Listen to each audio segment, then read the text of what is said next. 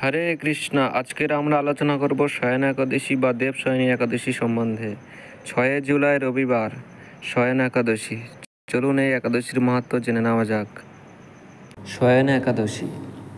মহারাজ যুধিষ্ঠির বললেন, হে কৃষ্ণ, আষাঢ় মাসের শুক্লপক্ষের একাদশীর নাম কি, এর মহিমাই বা কী, তা আমাকে কৃপা করে বলুন। শ্রীকৃষ্ণ বললেন, ব্রহ্মা এই একাদশী সম্পর্কে দেবর্ষি নারদকে যা বলেছিলেন, আমি সেই আশ্চর্যজনক কথা আপনাকে বলছি।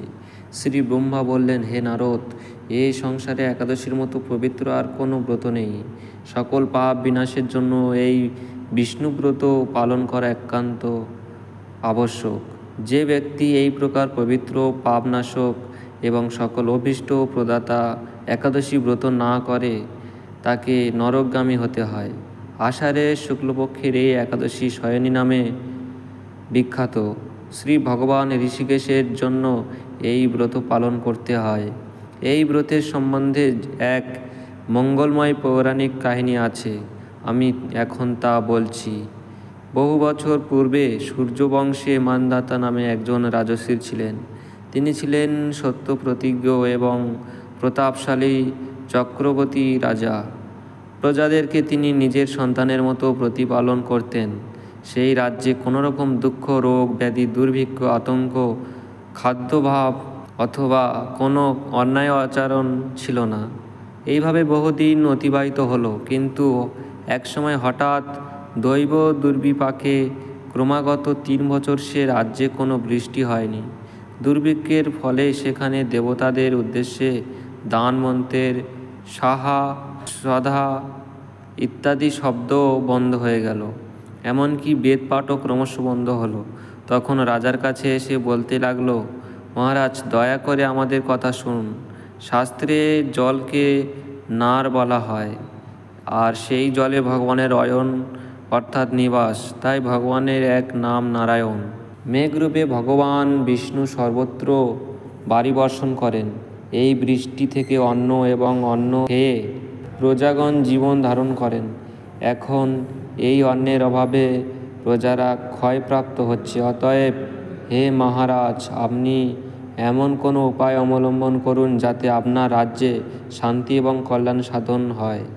রাজা মানধাতা বলেন, তোমরা ঠিকই বলেছ। অন্ন থেকে প্রজার উদ্ভব, অন্ন থেকেই প্রজার পালন, তাই অন্নের অভাবে প্রজারা বিনষ্ট হয়।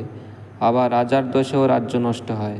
আমি নিজের বুদ্ধিতে আমার নিজের কোনো দোষ খুঁজে পাচ্ছি না, তবুও প্রজাদের কল্যাণের জন্য আমি আপ্রাণ চেষ্টা করব। তারপর রাজা ব্রহ্মাকে প্রণাম করে সৈন্যসহ বনে গমন করলেন। সেখানে প্রধান প্রধান ঋষিদের আশ্রমে ভ্রমণ করলেন। এভাবে একদিন তিনি ব্রহ্মার পুত্র মহা তেজস্বী অঙ্গিরা ঋষির সাক্ষাৎ লাভ করলেন। তাকে দর্শন মাত্রই রাজা মহা আনন্দে ঋষির চরণ বন্দনা করলেন। মুনিবর তাকে আশীর্বাদ ও কুশল প্রশ্ন জিজ্ঞাসা করলেন। রাজা তখন তার বনে আগমনের কারণ সবিস্তারে ঋষির কাছে জানালেন। ঋষি অঙ্গিরা কিছু সময় ধ্যানস্থ থাকার পর বলতে লাগলেন, হে রাজন, এটি সত্য যুগ। এই যুগে সকল লোক বেদপরায়ণ এবং ব্রাহ্মণ ছাড়া অন্য কেউ তপস্যা করে না। এই নিয়ম থাকা সত্ত্বেও এক শূদ্র এ রাজা তপস্যা করেছে। তার অকার্যের জন্যই রাজ্যের এই দুর্দশা, তাই তাকে হত্যা করলেই সকল দোষ দূর হবে। রাজা বললেন, হে মুনিবর, তপস্যাকারী নিরপরাধ ব্যক্তিকে আমি কিভাবে বধ করব? আমার পক্ষে সহজসাধ্য অন্য কোনো উপায় থাকলে আপনি তা দয়া করে আমাকে বলুন। তদুত্তরে মহর্ষি অঙ্গিরা বললেন, আপনি আষাঢ় মাসের শুক্লপক্ষের শয়নী নামে প্রসিদ্ধ একাদশী ব্রত পালন করুন। এই ব্রতের প্রভাবে নিশ্চয়ই রাজ্যে বৃষ্টি হবে। এই একাদশী সর্বসিদ্ধি দাত্রী এবং সর্ব উপদ্রব নাশকারিণী। হে রাজন, প্রজা ও পরিবারবর্গ সহ আপনি এই ব্রত পালন করুন। মুনিবরের কথা শুনে রাজা নিজের প্রাসাদে ফিরে এলেন। আষাঢ় মাস উপস্থিত হলে রাজ্যের সকল প্রজা রাজার সাথে এই একাদশী ব্রতের অনুষ্ঠান করলেন। ব্রত প্রভাবে প্রচুর বৃষ্টিপাত হলো। কিছুকালের মধ্যেই অন্নাভাব দূর হলো। ভগবান ঋষিকেশের কৃপায় প্রজাগণ সুখী হল।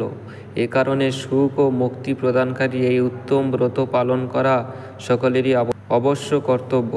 ভবিষ্যোত্তর পুরাণে যুধিষ্ঠির শ্রীকৃষ্ণ তথা নারদ ব্রহ্মা সংবাদ রূপে একাদশীর এই মাহাত্ম্য বর্ণিত হয়েছে। এখন আমরা পারণের সময়সূচি সম্বন্ধে আলোচনা করব। 7ই জুলাই একাদশীর পারণ ভোর 4:57 থেকে সকাল 9:24-এর মধ্যে।